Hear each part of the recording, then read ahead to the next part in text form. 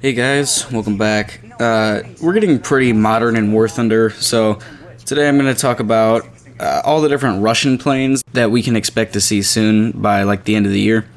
I made an American version of this one. You can go check that out here. So the first one is the MiG-29K.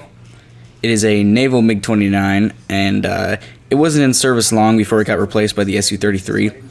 But it's a modernized MiG-29 with R-73 and R-77. Being a MiG-29, you're very fast. It's really like MiG-29 913 performance with R-77 and R-73 for the Russians. So kind of like the MiG-29G in the German tech tree, but with a better radar. And the other thing is it's flown by the Indians, so the British tech tree could technically get it. Next, they're the same aircraft, they're just different designations.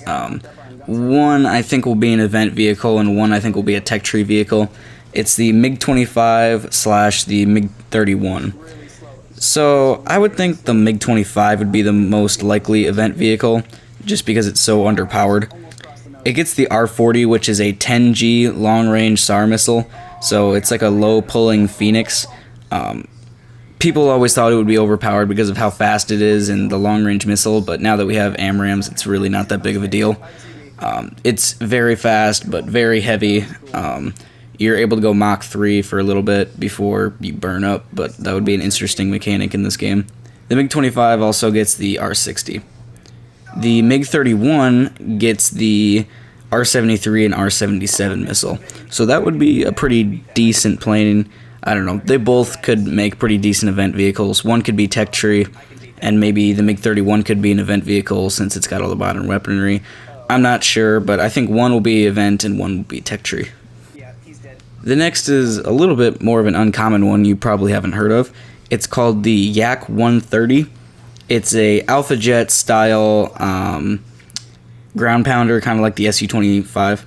It has a top speed of 660 miles an hour. You get R-73 and a bunch of rockets and bombs, but... Next is the Su-34. I can smell the Russian bias on this thing.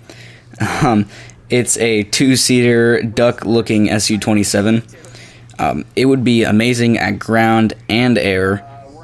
You get 6 R-73s, but you could trade some of those out for 8 R-77s. You get insane air-to-ground loadouts. I have those up on screen now that you can pause and take a look at.